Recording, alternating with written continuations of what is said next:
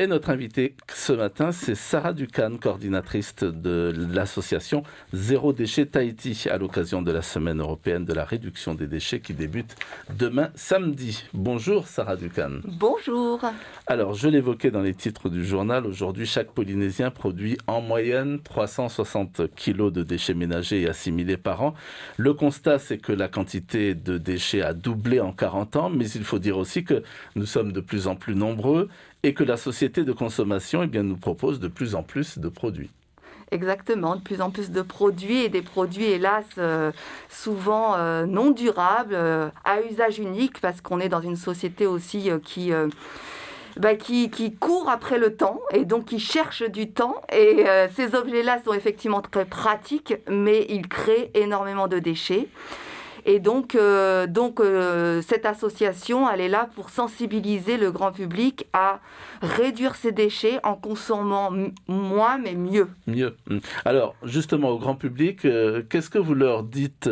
Pourquoi est-ce qu'il faut réduire de manière si importante ces déchets aujourd'hui ? Eh bien, parce que, bon, déjà, surtout si on parle de la Polynésie française, parce que bien sûr, c'est une problématique mondiale, hein, mais si on parle de la Polynésie française, on est quand même très limité en surface. On a des gros soucis de gestion des déchets, notamment dans les îles. Le CET de Paillereau est prêt à déborder.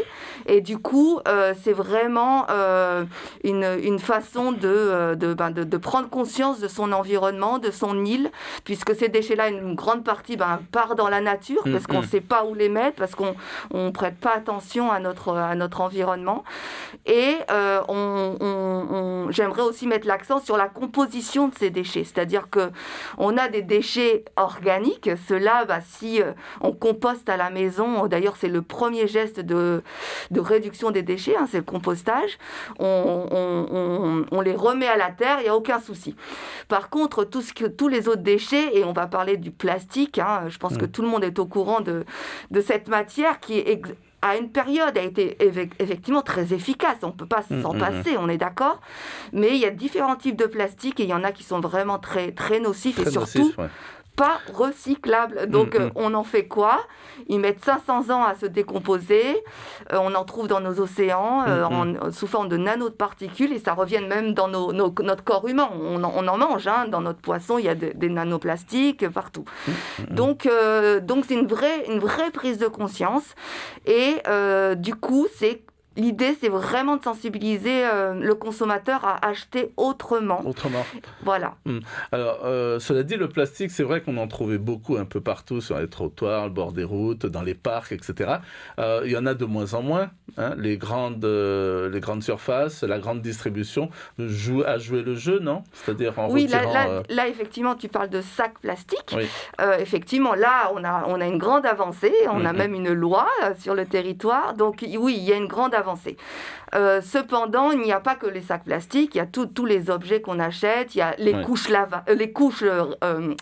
par exemple, il y a tout ce qui est autour de l'hygiène féminine aussi, ou qu'on consomme, et dès qu'on est même un bébé, on produit des déchets d'ailleurs, donc tout le coton-tige, enfin voilà, tout ce qui a usage unique en fait est composé la plupart du temps de plastique. C'est ce qui vous fait dire, par exemple, je parcourais comme ça votre dossier de presse, que vous dites avoir un bébé c'est génial, mais c'est pas très écolo. Oui, effectivement. Je crois que dès qu'on on crée énormément de déchets. Un bébé, c'est des milliers de couches utilisées entre 0 et 4 ans. C'est énormément aussi un gros trou dans notre budget, il faut le dire. C'est des lingettes, c'est des cotons-tiges justement, voilà. Donc et vous avez une parade alors ? Voilà, on a des parades, on a ce qu'on appelle les couches lavables. Alors on va nous dire, on revient à nos grands-mères, hein, effectivement. C'est une réorganisation, ça va peut-être prendre un petit peu plus de temps, mais on se réorganise, on met nos priorités ailleurs, et surtout, ça fait énormément d'économies dans notre budget. Et ça, c'est très important de le dire. C'est-à-dire que c'est pas une mode bobo, comme on peut l'entendre parfois. Si on le fait vraiment en conscience et puis en étant aussi, en n'utilisant pas forcément les choses, les produits de dernier cri, on s'en sort plutôt bien et en fait on fait des économies, on consomme autrement. Voilà, autrement, mais pas plus cher. Mais pas plus cher, voilà. Alors, autre question, parce que c'est vrai en fait, excuse-moi, pas plus cher, c'est-à-dire que l'investissement sera un peu plus cher, mais ça va durer dans le temps. Donc, voilà. Un bon investissement. Voilà. Alors le plus dur, cela dit, donc pour arriver à changer bon nombre de comportements, etc., est-ce que c'est pas la prise de conscience? Comment on fait justement pour que les gens prennent conscience qu'au quotidien, il y a des gestes à changer? Eh bien, on organise des événements comme celui-ci, c'est-à-dire des ateliers pratiques, parce qu'il faut être dans l'action, en parler, effectivement, c'est comme tout message, on l'entend, mais à un moment donné, il faut se mettre à l'action. Donc, moi, dans nos associations, en fait, avec Nana Sac Plastique notamment, et on met en place des actions concrètes. Donc, il y a eu le défi famille zéro déchet. Donc là, c'est des personnes qui sont volontaires déjà, qui ont envie de s'y mettre, mais qui savent pas comment. Et on met en place des ateliers, des jeux et des ateliers concrets où on va apprendre à faire. Puisque finalement, cette philosophie-là, c'est beaucoup plus faire soi-même, penser autrement et faire soi-même. Et on se rend compte très vite que c'est très ludique et que c'est remettre aussi dans la famille quelque chose de ludique. On fait ensemble, on partage ensemble. Et une chose aussi importante, c'est qu'à partir du moment où on se met là-dedans, on est aussi sur la santé. C'est-à-dire que faire soi-même, on prend conscience en fait de ce qu'on a dans nos produits. Si on imagine faire soi-même ses produits ménagers, par exemple, on prend conscience, on fait de plus en plus la cuisine parce qu'on ne va pas acheter des barquettes, on achète moins industriel. Donc, on prend conscience de ce qu'on mange et de ce qu'on se met sur la peau. Est-ce qu'il n'y a pas une éducation en même temps à faire? Parce que, ne serait-ce que pour garder longtemps certains aliments, ne pas les jeter systématiquement lorsqu'on n'a pas fini de les consommer?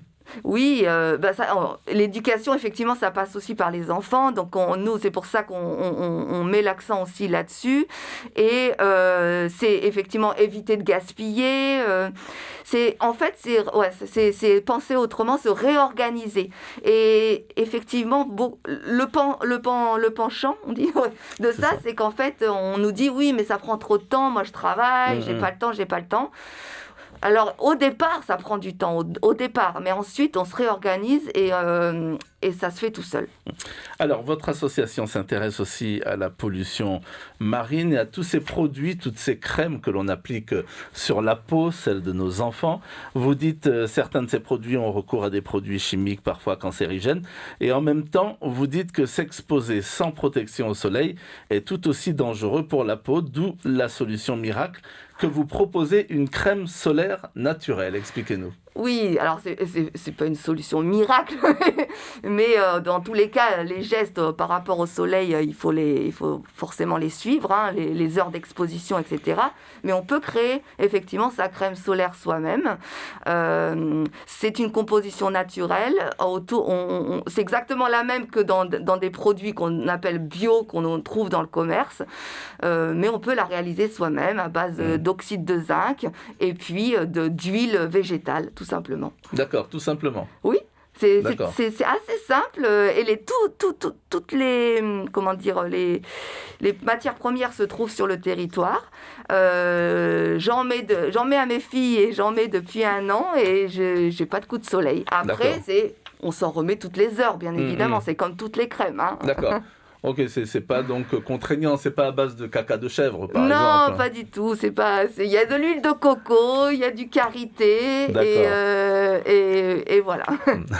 Alors, juste cette précision, ces ateliers que vous organisez, notamment à partir donc de demain, vont se dérouler comment? Et étant donné que donc il y a les gestes barrières à respecter, comment ça va s'organiser? Eh bien, on a réduit déjà notre quota de participation. On est dans un lieu ouvert ouvert dans une grande maison et dans un grand jardin. On respectera les distanciations sociales, et puis le masque, etc. Donc ça va se dérouler comme n'importe quelle, entre guillemets, réunion. Chacun apporte son matériel, donc on ne va pas se passer notre cuillère à soupe ou quoi que ce soit. Et, c'est à quel endroit ? C'est à l'Écolieu, donc qui est aussi notre partenaire avec l'association Parents Autrement à Tahiti, qui se trouve à Fa'a, un lieu justement où un peu pilote de la transition écologique. Très bien.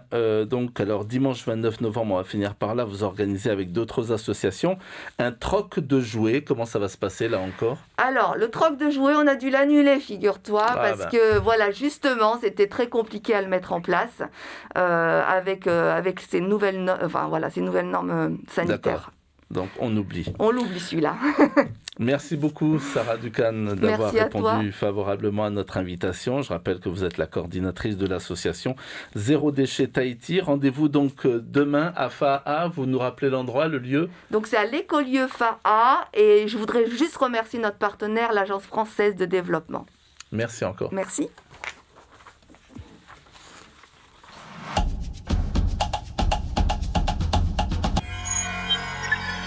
Retrouvez ce programme en replay sur notre site internet